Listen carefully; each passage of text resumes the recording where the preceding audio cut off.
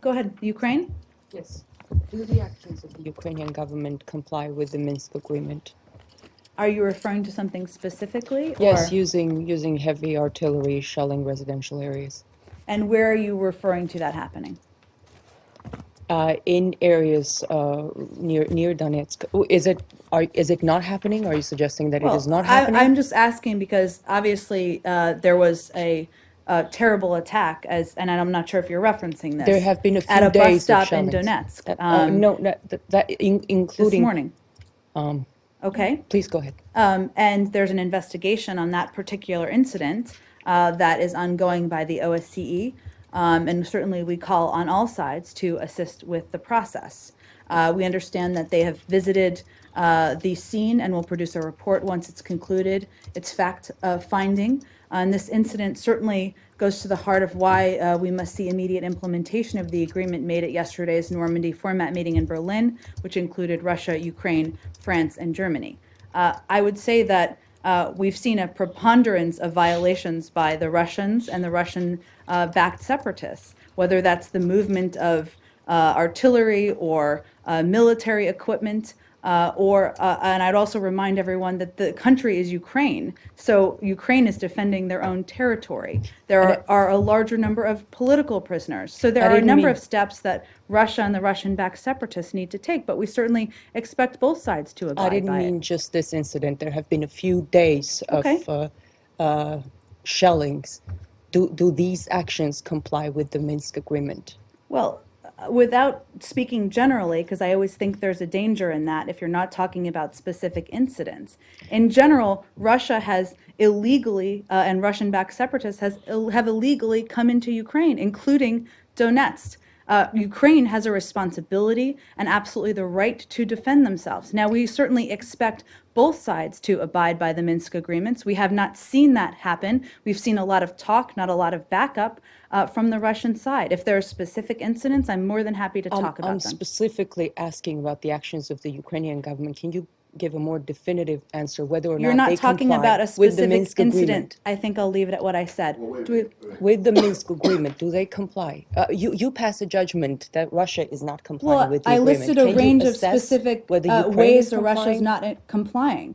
And those are all public information. So if there's a specific incident where Ukraine is not, let's talk about it. Under the agreement, sides must avoid deploying and using heavy artillery. Isn't it what the Ukrainian government is doing right now? Well, first of all, let's start again with the fact that Russia has illegally intervened in Ukraine and come into a country that was a sovereign country. So I'm not sure if you're proposing that a sovereign country doesn't have the right to defend themselves. I think we're going to leave it at that. Go ahead. I wanted to ask you just specifically about the incident this morning with the bus. Yes. What was yours? You said it's under investigation? Yes. But can you not at least condemn whoever it was that did it? Of course. We condemn the further violence in eastern Ukraine at a bus stop in Donetsk this morning, which claimed at least a dozen innocent lives. Absolutely. And that means that you would condemn it if it was the government that did it, right? The Kyiv government. Of course, the loss of lives. And you would condemn it if it was the separatists yes. who did it. Can you say, but at the same time, you're saying that the government of Ukraine has I think you said the right and the responsibility and the right to defend itself. Do you see actions like that, like the shelling or this shelling of the bus, as being within that purview? Well, I'm not going to speculate on that, Matt. We don't have information on the specifics here. Obviously, when it's the death of innocent civilians, that's something we would condemn in Ukraine or anywhere around the world. The point I was making was a larger point about whether or not Ukraine should be able to use military equipment in their own country. Well, okay, understandable. That I understand that. But the problem is that you seem to be, you're condemning the separatists for doing things that presumably you also don't have full investigation into. Well, there are a range of incidents. We certainly have seen exactly what's happened. So broadly speaking, the preponderance of violations are on the Russian and Russian-backed separatist side. Which way may be the case, but I can't say that. I don't know that. But it just seems to be that when the government of Ukraine is accused of shelling, of bombarding civilian targets, when that accusation is made, you refrain from, you don't take, you say, let's have an investigation into it. And when there are incidents that you ascribe to the separatists, there's an immediate condemnation.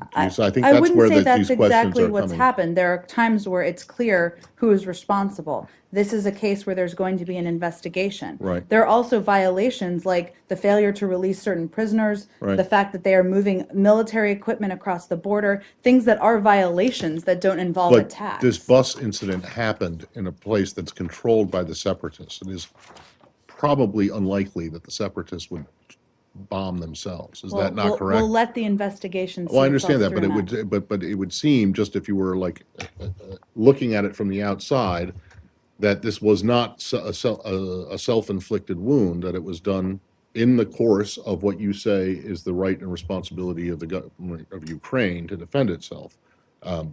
Is that not correct? Well, I understand why you're putting together different details to come to that point, but we're going to see the investigation through. It's pretty obvious, though, isn't it? No? We'll let the investigation see itself through. Go ahead. On Pakistan.